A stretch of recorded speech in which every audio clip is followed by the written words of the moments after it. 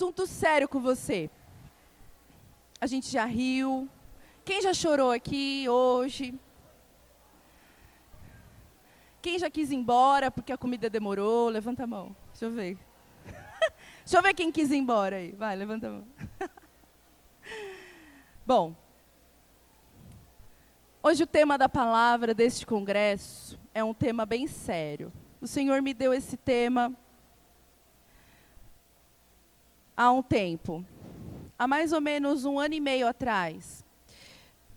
Eu tenho trabalhado com certo tipo de pessoas. No ministério, na profissão. E eu tenho percebido algo muito sério acontecendo em nossa sociedade. Então eu gostaria hoje de iniciar essa palavra com este tema. E o tema é: Mãe, o seu filho tem pai. Abram as suas Bíblias em Êxodo, capítulo 4, versículo 24. Essa história, não sei se vocês conhecem. Quem conhece Moisés aqui? Quem já ouviu falar de Moisés, da Bíblia? Moisés, da Bíblia, Moshe. Moisés foi casado com uma mulher. E essa mulher era medianita. Moisés, vocês lembram da história? Que ele era hebreu, foi ameaçado pelo faraó. E depois sua mãe, sua irmã, colocaram ele dentro de um negocinho chamado Moisés hoje, né? Por causa de Moisés. Num riozinho. E aí a egípcia achou, cuidou, filha de faraó, cuidou de Moisés. Moisés era hebreu.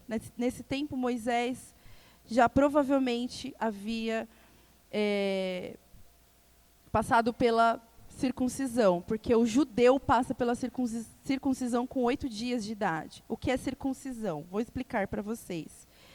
Circuncisão é a retirada do prepúcio do membro masculino. Então, todos os meninos passam por essa cirurgia, ok?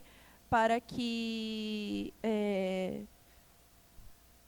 se entenda que ele é judeu e que ele tem uma aliança com Deus. Esse é um costume e essa é uma cultura judaica. Então, provavelmente, ele já tinha sofrido essa circuncisão. Apesar de estar vivendo durante muito tempo da sua vida dentro de um lugar que nada tinha a ver com a cultura, com o povo dele, porque ele era hebreu, ele era o povo de Deus, ele tinha passado pela circuncisão. Eu queria só deixar esse detalhe bem claro, porque ele é importante. Vamos ler o texto, Êxodo 4, versículo 24.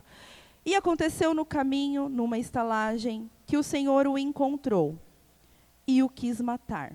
Então Zípora tomou uma pedra aguda e circuncidou o prepúcio de seu filho, e lançou-o aos pés e disse: certamente me és um esposo sanguinário. E desviou-se dele. Então ela disse: esposo sanguinário, por causa da circuncisão. Qual é o contexto desses versículos que a gente leu agora? Moisés tinha acabado de ter um encontro com Deus. Ele tinha acabado de receber de Deus a palavra decisiva da vida dele. Quando ele saiu do Egito, ele foi para o deserto. Lá ele passou 40 anos. Fala para a sua irmã do seu lado, 40 anos. E lá ele foi treinado como filho de Deus. Num certo momento, ele sobe ao monte, encontra a bendita da sarça ardente. A sarça fala com ele. Quem era a sarça? Quem estava falando através da sarça? O Senhor. E o Senhor falou para ele o que ele ia fazer. Depois o Senhor deu direções específicas para ele. Ele contestou o Senhor por 3 vezes e disse: eu não vou conseguir. Ele falou: você vai conseguir. Eu não tenho recurso. Deus deu recurso para ele. O que você tem? Uma vara. Põe aí a vara. Isso aqui. Estende a vara, vira cobra. Pega a vara, vira a vara. Põe a mão no peito, fica com lepra. Tira a mão, fica sem lepra. Ele provou por várias vezes que ele estava com Moisés. Terminou este episódio. Moisés pega a sua família, a sua mulher e os seus 2 filhos e parte em direção a Egito. Aí esse versículo entra. Então, numa estalagem, ou seja, ele estava indo, caminhando em direção ao que Deus havia lhe ordenado. A questão é que, neste momento, Deus entra na história e diz, então Deus quis matá-lo. Quis matar quem? Então, fazendo, né, um estudo mais aprofundado, entendemos que ele não era Moisés a quem Deus quis matar, e sim o filho mais velho de Moisés. Por quê? Porque ele não tinha aliança. Porque ele não tinha passado pela circuncisão. Então, a circuncisão era motivo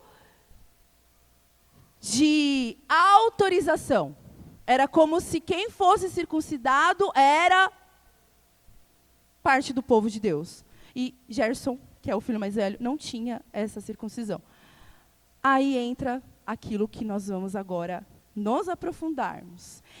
E aí Deus olha e fala, vou matar. E imediatamente Zípora, mulher de Moisés, que não tinha absolutamente convívio nenhum com ninguém de Deus a não ser com Moisés, só que Moisés não teve convívio com o povo dele. Ou seja, ela não tinha cultura alguma, ela não tinha costume algum, ela não sabia de nada. Tomou a pedra, entendeu por que Deus ia matar e falou, daqui que eu faço negócio. Foi lá, gente, é uma cirurgia. Ela pega a pedra, a palavra diz a pedra aguda, eu entendo que é uma pedra pontuda, e faz a cirurgia. Feito a cirurgia, Deus desiste de matar. Porque ele olha e fala, beleza, é meu, tem aliança comigo. E aí ela pega aquela pele e joga. Algumas versões diz que ela joga a pele nas partes íntimas de Moisés. Dizendo para ele, você é um esposo sanguinário. E se desvia dele. E ela fala, eu falo isso por causa da circuncisão. O que eu quero dizer com essa palavra, o que eu entendo com essa palavra, é que nós mulheres, muitas vezes diante de uma situação onde nós vemos o nosso esposo, o nosso pai, alguém que está na posição de sacerdote, eita nós, não fez o que deveria fazer. Moisés não fez. Não vai adiantar a gente falar, porque Moisés não sabia. Ele não fez, ela também não sabia. A desculpa é que Moisés não sabia, ela também não sabia. Então, o que ela faz? Aquilo que nós fazemos muitas vezes. Tomamos a posição que não é nossa. Fazemos aquilo que não era para nós fazermos. Falamos o que não era para falarmos.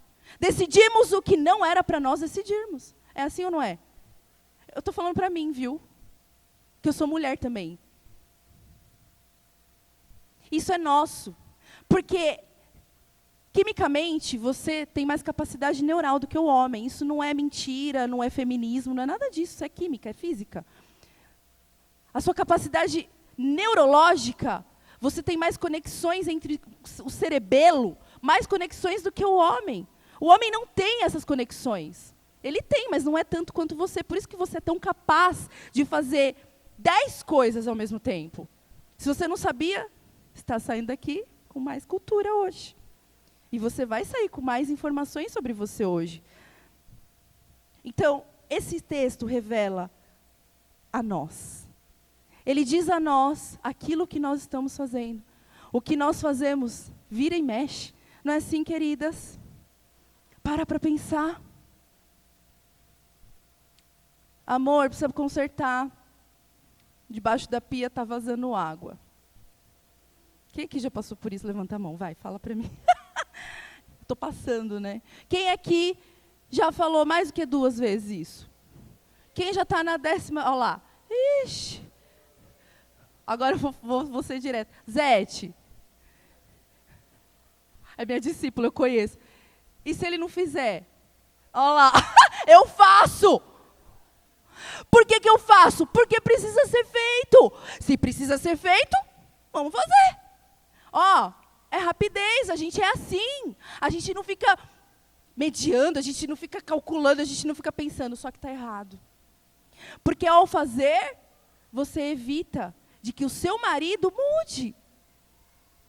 Sabe o que a pastora Carmen fez um dia? Ela já falou isso aqui no púlpito, por isso que eu vou expor essa situação. Ela falou aqui, vocês lembram? Sabe que ela não foi o pastor Harini que contou?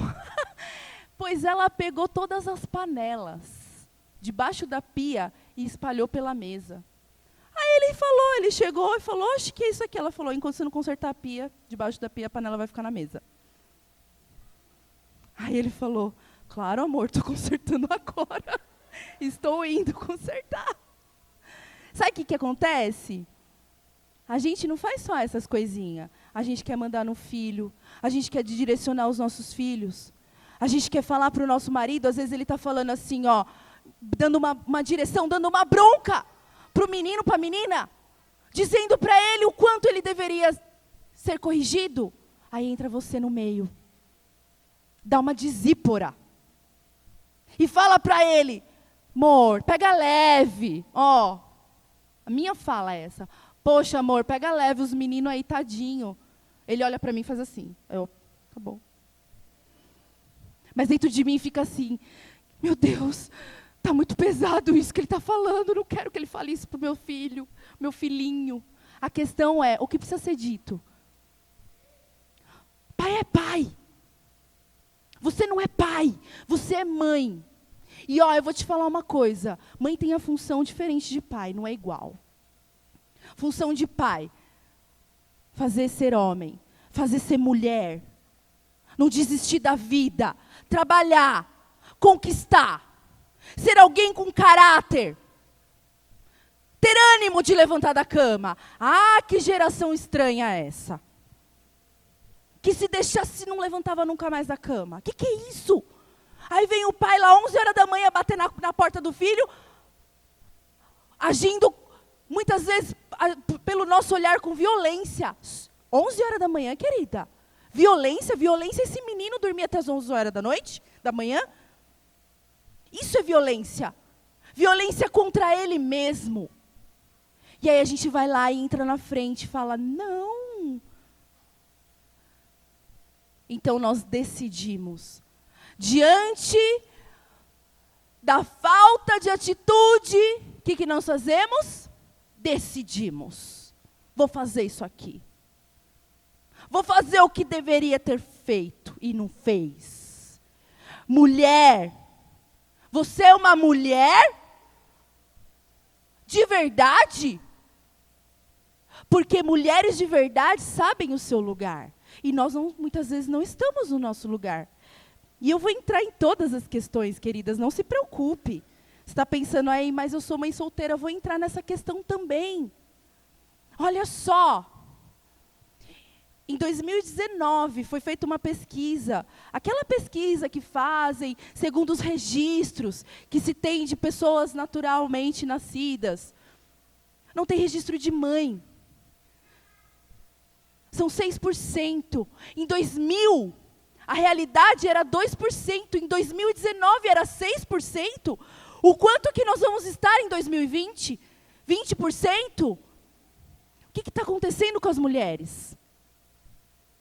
O que acontece com você, mulher? Está abandonando a missão? Está deixando de fazer aquilo que você foi chamada para fazer? Porque é pesado, porque é impossível, porque eu não tenho condições, porque eu fui abandonada, e vasta é a lista da quantidade de desculpas que nós vamos dar para um fato que está ocorrendo. A questão é que nós não somos qualquer uma. Você é uma mulher? Responde. Você está tomando uma bronca? Está doendo?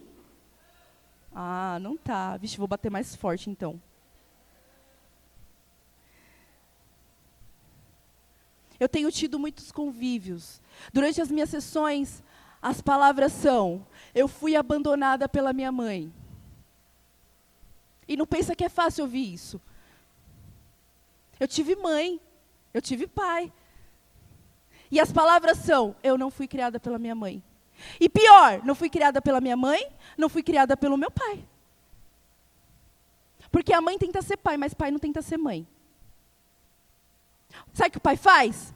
Arruma uma mulher. Aí sabe o que a maioria dessas mulheres fazem? O que elas fazem? Judia, maltrata, traumatiza a criança, transforma em monstros, em pessoas insensíveis, que não conseguem ao menos chorar por alguma coisa. A sensação que eu tenho, como pastora, como profissional da emoção, é que Satanás está expandindo. Sabe, não é mais uma geração sem pai, é uma geração sem mãe. Sem pai e sem mãe. Por quê? Porque sem pai a gente já sabe. Aí as mães vão tentar ser pai. A questão é que agora as mães estão desistindo de ser mãe e de ser pai. Elas não são nada. Quando elas não abandonam, elas só vão em luta da vida. E nos largam. E nos deixam à mercê. Não é assim? Quem não teve mãe aqui sabe do que eu estou falando. Eu estou dizendo uma constatação daquilo que eu tenho tido experiência. Há um ano eu tenho ouvido mulheres e homens dizerem: eu não tenho mãe. Eu não conheço a minha mãe. O que é isso? Como assim não tem mãe? E o número só cresce. O número só cresce. Olha só o que a falta de uma mãe pode causar dentro de um ser. A criança sem mãe, ela tem uma dificuldade gigantesca de aprendizagem. Quem aqui é pedagoga sabe do que eu estou falando. Eu não estou falando uma mentira, uma coisa da minha cabeça. Tem dificuldade na aprendizagem. Quem aqui dá aula em sala de aula sabe do que eu estou falando. São crianças que não têm concentração. Não é que porque não tem concentração é que não teve mãe, não é isso. Mas quem não teve mãe vai ter dificuldades de concentração. Ela tem dificuldade, danos psicológicos. A mãe é responsável pelo afeto. Quem não teve mãe aqui sabe do que eu estou falando. Qual é a parte mais difícil? Abraçar. Qual é a parte mais difícil? Falar que amo. Ser livre para dizer que eu amo. É fácil. Para quem recebeu afeto, queridas, é fácil. E é legal a gente saber dessas informações, porque quando você cuida de pessoas, você julga muitas vezes a pessoa e não entende o porquê. E eu estou te dizendo o porquê. Pessoas que não tiveram mães não sabem o que é afeto. Pessoas que tiveram mães que eram pais não sabem o que é afeto. Porque a preocupação de uma mãe que vive no seu lugar, que tem a sua posição de mãe, ela é leve. Não é assim, mamãe? Mamãe que tem o marido, que cuida dos filhos, que ajuda a educar, a dar caráter. Não é assim? É legal, é gostoso. Agora, quando não se tem, a preocupação é ganhar o pão, pagar as contas, levar para o médico, fazer o que tiver que fazer. Aí chega na hora do carinho, sabe o que acontece?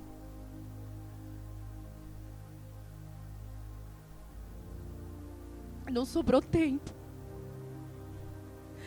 Não sobrou forças para isso. E ela não é culpada. A questão é que hoje nós estamos recebendo uma oportunidade diferente nessa vida. Se você se considera assim, uma mãe assim, então nós vamos falar disso, queridas. O afeto que não teve é transformado num verdadeiro buraco, um monstro dentro da menina, do menino. Sabe o que vai acontecer? Ele vai se transformar num buscador de prazer, sem limites. Qual é a busca pelo prazer? Comer demais, beber demais, sair demais, transar demais. Esse é o lugar. Por quê? Porque ali eu entendo que eu sou amado.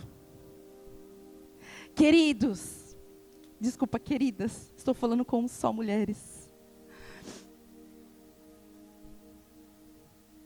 Tem gente que se sente amada quando recebe um prato de comida. Eu brinco muito com as minhas irmãs. Brinco muito. Agora elas me pegaram para Cristo. Estou sofrendo bullying, viu, gente? Eu brinco com elas, mas a verdade é que tem um buraco dentro. E se eu não me encher, eu vou ser infeliz e as pessoas vão enxergar o que eu sou. Ah, queridas, vamos para a raiz. Vamos parar de só olhar o sintoma. Vamos lá para a raiz. Ela é doída pra caramba. É ruim, expõe, faz doer, mas ela é. A pastora Elaine falou disso. As atitudes que nós temos diante das situações, ou que nós não temos, revelam uma raiz. Todo excesso, fala para sua irmã do seu lado aí, todo excesso revela uma falta. Olha para você, vê o que é que você está fazendo demais. Onde você está se jogando, geral. Está no trabalho? Está se jogando no trabalho igual uma louca. Chega na hora de dormir só em casa. É um excesso. Está dormindo até não querer mais. É um excesso. Está comendo. Não consegue parar de comer. E o estômago ronca. É estranho. O estômago ronca, mas seu estômago está cheio. Pegou manias, rói unha. Queridas, tem alguma coisa errada com você, comigo. Vamos entender o que é que está acontecendo aqui. Não continua assim, não. Não é isso que Deus planejou. Crianças que crescem sem o afeto e o cuidado de uma mãe, enxergam o mundo com uns olhos diferentes e não é igual de quem tem uma mãe, de quem teve uma mãe. É diferente. O olhar de quem não teve afeto, queridas, é um olhar seco. É um olhar prático. Resolvo o meu problema, eu resolvo o seu problema. Papum. Deus nos criou com especialidades. Você sabia que você tem sensibilidades que o homem não tem? O homem tem o cérebro dele muito mais pesado do que o nosso, sabia disso? O cérebro do homem é mais pesado do que o da mulher. Dentro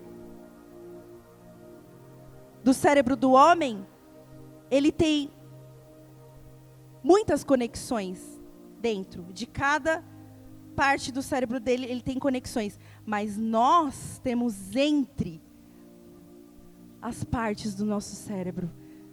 Isso nos torna pessoas sensíveis, pessoas que conseguem ter um olhar diferente. E isso está sendo perdido por causa da falta de afeto, da falta de carinho, da falta de expressão. Você se sente assim? Não consegue expressar o que você sente? Não consegue dizer, não consegue falar aquilo que você sente? Presta atenção. Da onde está vindo isso? Eu vou falar para vocês 2 motivos pela qual isso acontece. Que as mães estão abandonando os seus filhos. O primeiro motivo pela ausência de uma mãe é porque as mães assumem os papéis dos pais. Nessa luta frenética, não se faz nem o papel da mãe nem do pai. Não tem papel nenhum. É uma disfunção. O que acontece é que a mãe não é mãe porque tenta ser o pai, mas não é pai porque ela não é pai, ela é mãe. Então não tem lógica isso.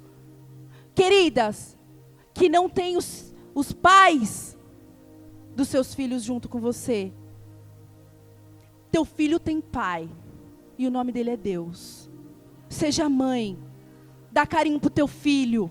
Olha nos olhos dele e diga para ele o quanto ele é especial. Mas não é, se for filho homem, trata igual homem. Vai arrumar seu quarto, leva o lixo para fora. Meus filhos em casa não tem boiada não. Esses dias eu falei, Nicolas, eu já recolhi todo o lixo, porque eu moro em apartamento, eu falei, leva o lixo lá para baixo. Eu falei, tudo bem? Ele falou, acordei pensando nisso. Eu falei, que bom, é isso mesmo, demorou. Não tem boiada. É homem. Ai, mas meu filho não vai botar o lixo para fora. Ah, não? Se ele não colocar o lixo para fora, sabe o que vai acontecer com ele? Ele vai ser porquinho. Porque vai chegar a hora que, talvez dentro da casa dele, quando ele for casado, a mulher dele não vai poder pôr o lixo para fora, ele também não vai pôr. Porque ele não foi criado nele essa consciência de que existe uma necessidade de se pôr o lixo para fora. Lixo não fica dentro de casa, fica fora. A gente junta e leva lá fora. Aí a superproteção das mães. Querem dar tudo para os seus filhos. Querem suprir porque não tem pai. Então eu vou dar tudo para o filho. Sabe o que vai acontecer? Vai ser um belo de um preguiçoso quando for adulto. Desanimado. Não vai ter gana. Não vai ter tesão de ganhar a vida. Sabe o que vai acontecer? A mulher dele vai, abandonar ele. Porque o que é quando você gosta que o seu marido faz? Quando ele paga as contas, irmã. Que prazer maior tem nisso? Meu marido chega lá e fala assim, paguei todas as contas. Eu falei, todas? Todas. Não tem nenhuma para pagar? Não, paguei todas. Nossa, amor. Ai, amor, vem cá. Não fala assim desse jeito comigo, meu amor. Pô, pagou todas as contas, isso é coisa de homem. E aí você pensa, não, vou dar tudo pro meu filho. Não dá não, querida. Mesmo podendo, não dá não. Não faz isso com teu filho, não. Teu filho precisa sentir a necessidade de lutar pelas coisas. E não faz barganha, não. Ai, vou dar porque se eu não der nada para ele, ele vai sentir a falta do pai. Ele já sente a falta do pai. O que você precisa fazer é levar a presença do pai para ele. E a presença do pai supre todas as necessidades. Aí ele vai ser homem. E homem de Deus. Um homem íntegro. Maravilhoso. Que supre todas as necessidades em Deus. Que não fica barganhando. Que não fica dormindo até as 11 horas da noite. O segundo motivo que as mães têm abandonado seus filhos é porque elas não suportam a realidade de não terem um marido. E elas sabem fazer o quê? Vão embora. Aí entra nessa porcentagem 6% no registro de pessoas nascidas, de pessoas naturais nascidas no Brasil. A realidade é que elas não têm registro. Lógico, algumas morrem no parto, mas elas não têm coragem. Elas não têm força, elas não continuam a missão de mãe e elas vão embora, largando seus filhos. Que é isso, queridas? Aconteceu isso com você? Você é um caso desse?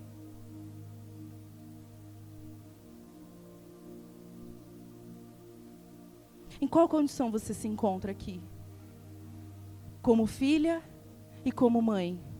Qual é a condição que você se encontra? Você foi abandonada ou você foi criada por uma mãe que assumiu o papel de pai? E que não foi nada disso, nem mãe nem pai. Foi coisa nenhuma. Foi uma estranha na sua casa. Porque é assim que é. São estranhas. Não tem relacionamento. Não tem tempo para isso. Qual dessas condições você se encontra?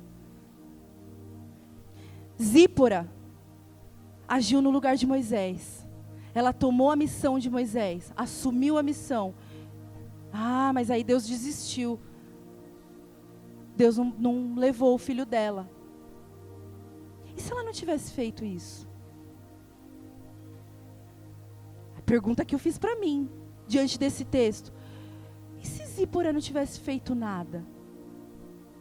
Se fosse eu faria assim, Tava eu e o Diogo aqui. Aí Deus falar, vou matar. Aí Deus, encontrando eles na estalagem, disse, vou matar ele. Eu ia olhar para o Diogo e ia falar assim, aí, vai fazer o que agora? Já com o pezinho aqui assim, vai fazer o quê? Mas ela decidiu, ela fez. Ela tomou a posição do sacerdote e fez o que ela tinha que fazer.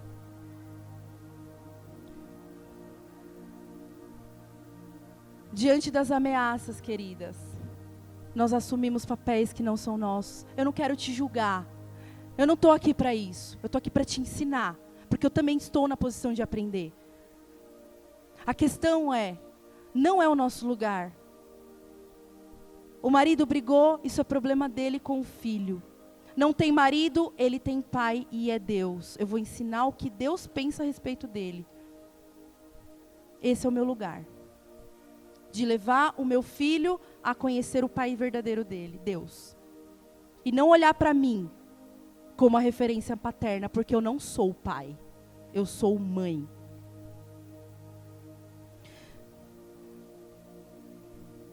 Talvez Moisés não tenha sido o melhor pai do mundo, né? A gente não ouve falar muito dessa parte.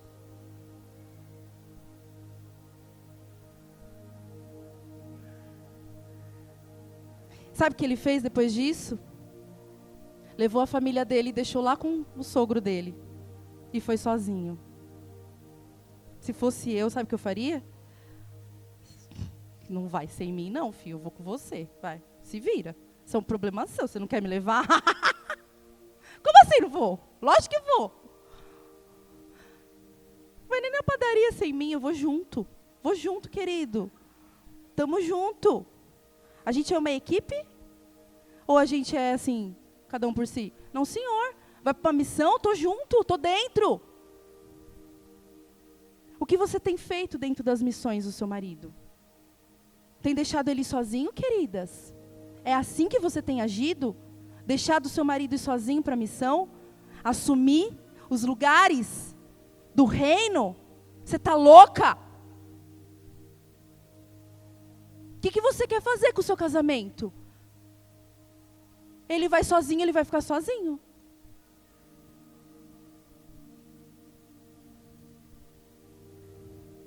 Disfunção e desserviço. Isso é o que nós causamos diante desse lugar que nós queremos assumir, que não é nosso. Estamos errando na nossa função e estamos atrapalhando o serviço de Deus. Será que nós conhecemos quem nós amamos? Será que você conhece o seu filho, o seu marido? Será que você se conhece?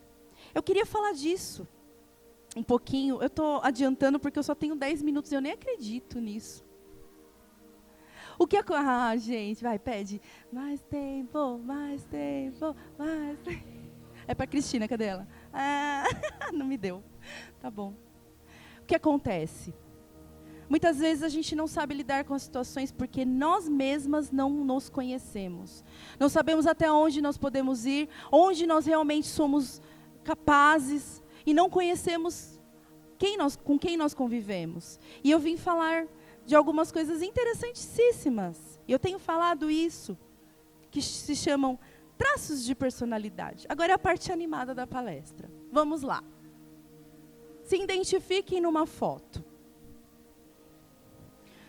O ser humano passa por um processo desde a sua concepção, presta atenção, que se chama mielinização. A mielinização é a maneira como a sua parte neurológica entende quem você é a partir de um evento traumático.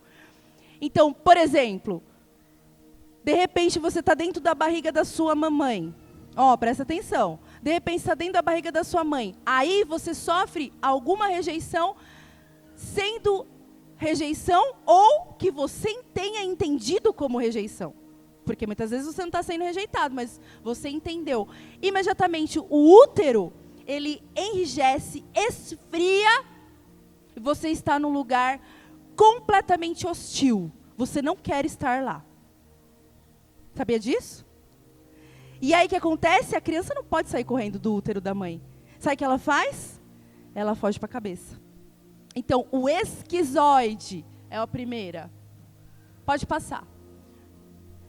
São corpos mais magros. Gente, isso é química, tá? Não tem nada a ver com temperamento, com enneagrama. Tudo isso é comportamento. É superficial. Isso é traço de personalidade. Isso é química. É dentro de você. Quimicamente, você é essa pessoa. Beleza? Não tem como mudar. Não tem como você... não quero mais ser esquizoide. Quero ser masoquista. Não. Você é e ponto. Aí é que está.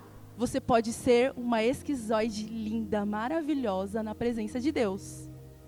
Amém? É isso que eu estou aqui para ensiná-la a ser melhor no seu traço de personalidade. Então, ela sofreu uma rejeição lá na barriga. Então, olha só. São corpos magros, ossos aparentes. Então, o ossinho aqui, ó, dos cotovelinhos aqui, ó. Ó, esquizoide aqui, ó. Eu já identifiquei várias aqui, gente. Esquizoide pensa bastante, é super criativa, inteligente, mas ela é muito reservada. Ela é uma pessoa que ela não é de falar muito. Então, ela tem poucos amigos. Não tem muitos amigos, são poucos amigos. Geralmente usam óculos, não são todas, mas a maioria que usa óculos é esquizoide. O óculos é uma proteção da esquizoide. Por quê? Porque é a forma como a esquizoide se protege do mundo. Então ela põe o óculos, tem gente que vai tomar banho de óculos, é assim ou não é? Tem gente que dorme com óculos, é assim ou não é? Quando vai chorar, nem tira o óculos, só faz assim, ó. Não tira o óculos, porque é uma proteção. Não quero que o mundo me interrompa, me invada, não me toca. Ela não é a pessoa que é carinhosa, não gosta de toque físico. Ela é uma pessoa reservadíssima. Essa é a esquizoide. Ó, o medo dela. Todo traço de personalidade tem seus medos e seus recursos. O medo da esquizoide é rejeição. Querida, se você tem problema com rejeição, tem um corpinho magro, tem a cabeça um pouquinho avantajada, porque é maiorzinha mesmo? Ah, estão rindo é porque já se identificaram. Então, este é o lugar perigoso para você e você precisa saber disso. Que não é sempre que você está sofrendo uma rejeição. Isso é da sua... Porque você foi formada dessa maneira. Então, qual é o recurso do esquizoide? Ele é criativo, ele simplifica as coisas. Meu, é muito engraçado que eu tenho convívio com vários esquizoides perto de mim. E eles são incríveis. Que eu falo assim, nossa, eu estou pensando em fazer isso, aquilo. Aí quando você olha assim, ó, a pessoa fez. Você fala, meu Deus. São muito inteligentes, são os nerds, né? O segundo traço de personalidade se chama oral. Ah, tá. O esquizoide, ele é formado do ventre da mãe até aproximadamente 5, 6 meses de idade, tá bom? O oral é desses meses de idade até um ano e pouquinho. Então, esse é o corpinho da oral. Não é porque é gordinha, é que é oral, tá bom? Tem o oral do excesso, que esse é o caso, e tem o oral da falta, que são bem magrinhas também. Mas são bocas mais carnudas, bumbum mais recheadinho, seios mais fartos. O que acontece? No processo de mielinização, a oral, ela entende a vida aqui, ó. Então, ela quer ser suprida em suas carências. Ela quer abraçar, ela quer comer, ela quer ficar junto com todo mundo. Ela quer falar. Oral fala pra caramba. São pessoas que são super amorosas. Ela expressa amor para todo mundo. Eu conheço uma oral muito de perto que ela fala assim, tadinho do fulano. Aí eu fico, gente, mas tá merecendo bronca. Ai, tadinho. São pessoas que têm muita compaixão das pessoas, gostam de ajudar. Ó, a oral, ela sempre dá, né, do coraçãozinho dela. São seres maravilhosos, gente. São pessoas que gostam de ter muitos amigos. O seu medo, ela sentiu-se abandonada em algum momento. Então, nesse momento, ela não vai deixar isso acontecer com ela. No momento que ela sente que ela vai ser abandonada, ela abandona primeiro. Ela sai fora. Ela não deixa isso acontecer. Então, ela viu que ela vai ser ignorada, ela despreza, ela rejeita, ela se vinga. Porque ela é expressiva. A oral é assim. Ó, vou falar uma coisa pra você. O pessoal me zoa aí, mas o bumbum fala muito sobre nós, viu? E o bumbum da oral é um bumbum bem cheinho. Mesmo quando ela é magrinha. E os seus recursos? Ela é uma ótima comunicadora. Ó, na sua empresa, nos seus negócios, os orais, eles são assim... Meu, você quer dar um recado, fala pra ele. Fala, ó, dá aquele recado lá. Opa, demorou, vou falar aquele recado. Não tem vergonha de estar em público. Super legal. E são pessoas, gente, muito agradáveis. Fazem várias conexões. O terceiro traço de personalidade se chama não vai ficar rindo do nome. Pode passar. Psicopata. Isso não é o transtorno. Isso é neurótico. Tem nada a ver com o transtorno, com problemas, né, a psicopatia. Não tem nada a ver. É o nome. Os psicólogos têm péssimo gosto para dar nome para as coisas. Enfim. O psicopata. A psicopata, ela é grandinha aqui, ó. Ela se impõe. Ela é líder. Então, ela vai falar com você, ela fala, oi, tudo bem com você? São pessoas que colocam a sua autoridade para cima do outro. Ela vai mandar no outro, ela gosta de mandar. Esse é o lugar dela. Não é porque ela manda que ela é ruim, esse é o lugar que ela entende que é legal. Por quê? Porque ela foi formada mais ou menos com 2 anos de idade. O que aconteceu? Ela se sentiu manipulada. Ela sentiu que ela tinha que fazer alguma coisa para receber outra coisa. Ela foi formada naquele momento que o pai fala assim, ai filha, fala, mamãe. Aí a criança não fala, fala, menino, vai para lá. Ou seja, ela entendeu que ela só serve, que ela só pode receber alguma coisa quando ela dá alguma coisa. Então a vida pro psicopata é uma troca. O psicopata não sabe receber carinho, não sabe receber presente. O psicopata não sabe receber abraço, ele acha que alguém está querendo alguma coisa dele.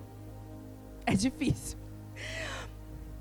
Mas eles são ótimos líderes. Por quê? Porque eles não se envolvem emocionalmente. Então, por exemplo, tá lá, sei lá, com problema lá na rede, tá com problema na célula, eles não estão nem aí.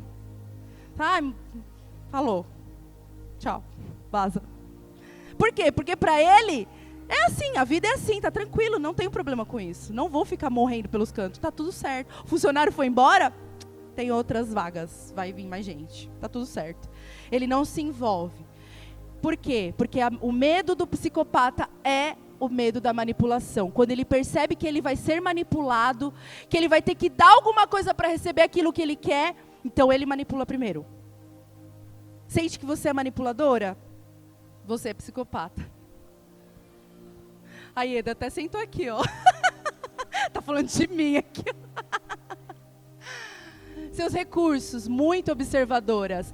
Psicopata tem poder de ler a tua mente, cara. É de verdade isso. A pessoa lê, ela fala, você está pensando isso. Oxe, como que você sabe? Mas não é que ela leu, é que ela observou.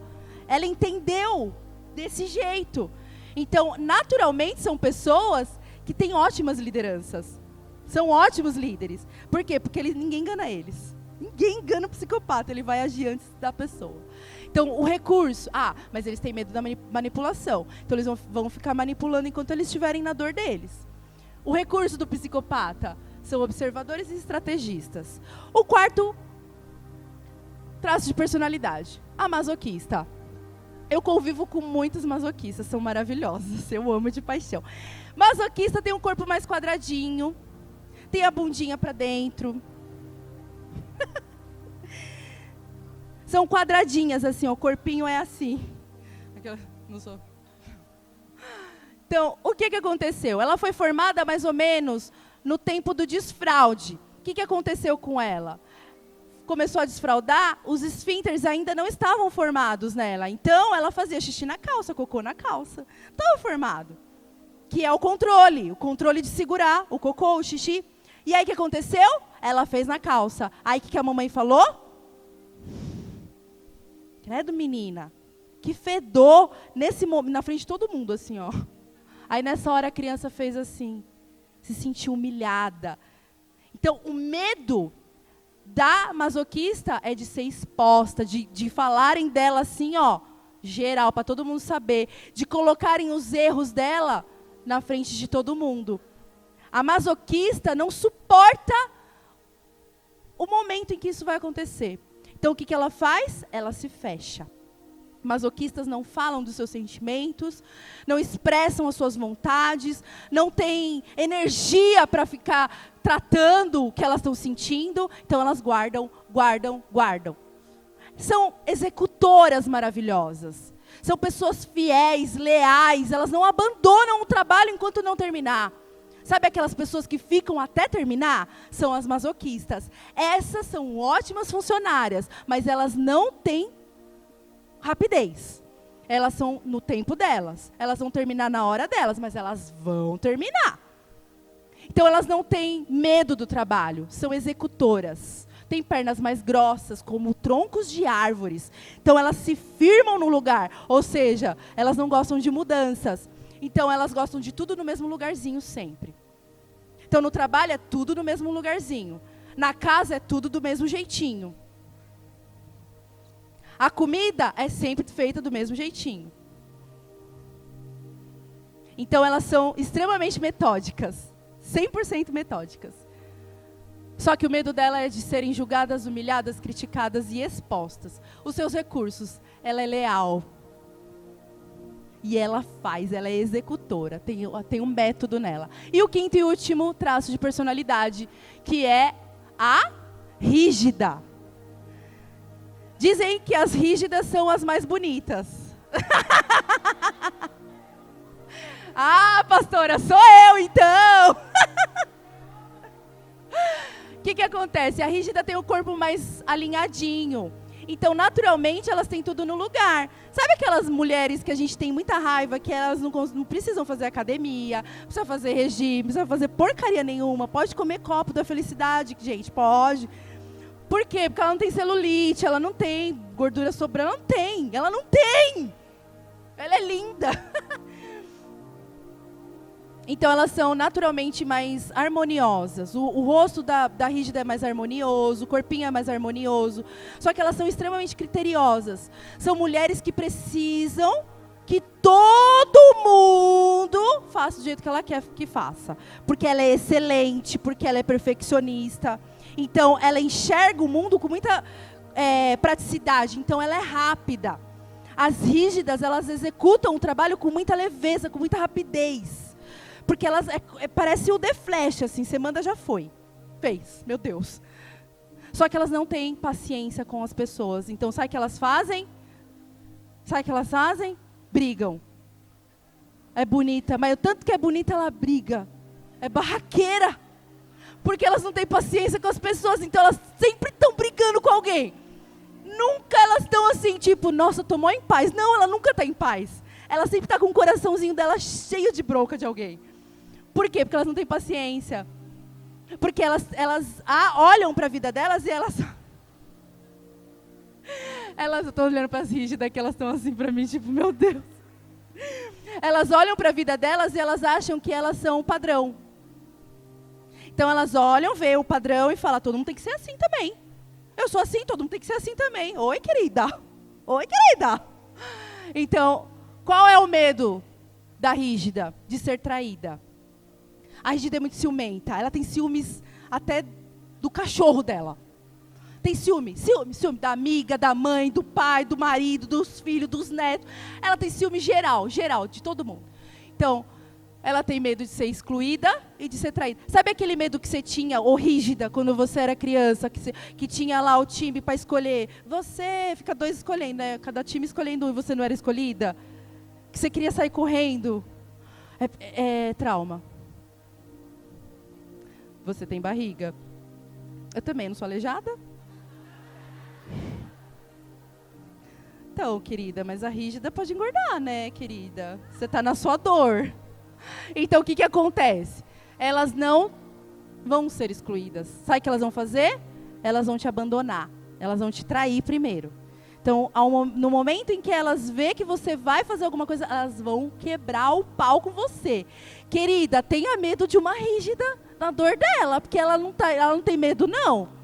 Ela vai pra cima. Se ela quiser, ela arranca seus cabelos, ela vai bater em você, ela vai brigar, ela vai te expor da internet, ela vai falar um monte de coisa de você. Por quê? Porque ela vai se vingar de você, porque ela é vingativa. Qual é o recurso da rígida? Ela é rápida. Sabe que essas pessoas que resolvem assim, pá, entendi, resolve. São rápidas, tem energia para fazer as coisas. Nunca você vai ver uma rígida tipo com preguiça. Nunca, jamais. Uma rígida não tem preguiça. Eu falo para minhas rígidas lá, falo, vai dormir, filha. 2 horas da manhã, você está fazendo faxina na sua casa? Estou fazendo cuscuz, líder. Como assim cuscuz 2 horas da manhã? Vai dormir, filha. Não, tem que alimentar minha família. E ela é perfeccionista. Querida, a rígida não vai deixar pontas. Ela vai fazer tudo redondinho com excelência. Então, quer saber como você funciona bem? Saiba quem você é. Quem se identificou aqui em algum traço? Deixa eu ver. Quem não levantou a mão? Não, tá. Deixa eu falar, amor, importante, legal. O que acontece? Nós temos um que predomina, beleza? Então, olha para um e fala, nossa, a maior parte foi essa. Mas nós temos mais 2 que também falam sobre nós. Por exemplo, eu sou esquizoide e oral da falta.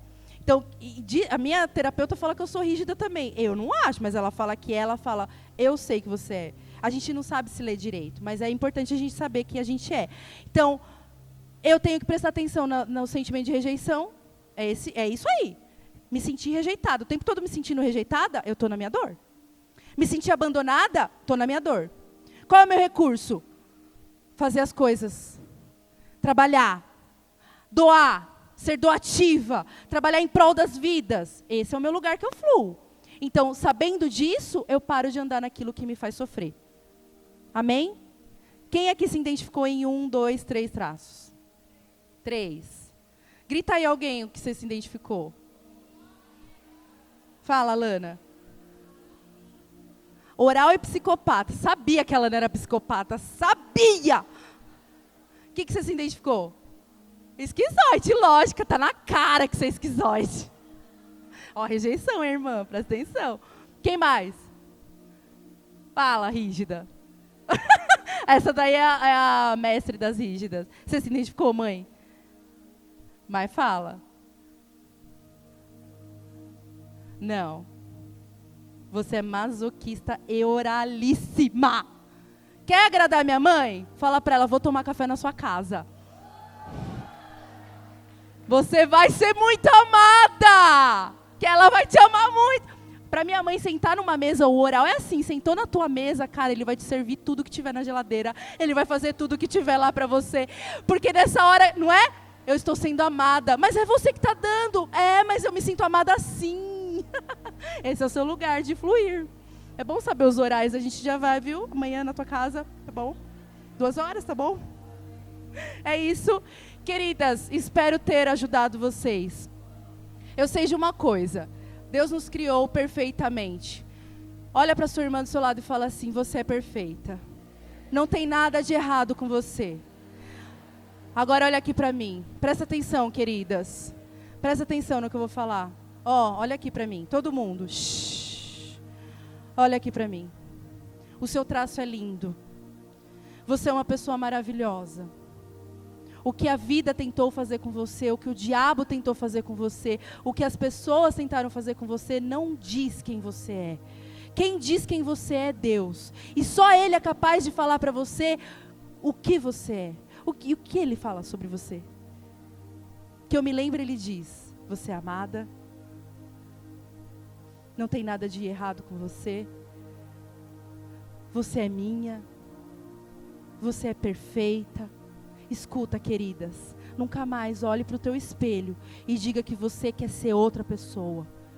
Que o outro é melhor. Você é linda. Você é perfeita. Não tem nada de errado com você. Sabe por quê? Porque você é a criação do Deus perfeito. Deus é perfeito. E tudo que Ele faz é perfeito. Ai, mas eu estou com problema com o meu traço de personalidade. Eu estou na minha dor. Então conheça o seu recurso e viva nele. Fica de pé e eu vou finalizar com uma oração.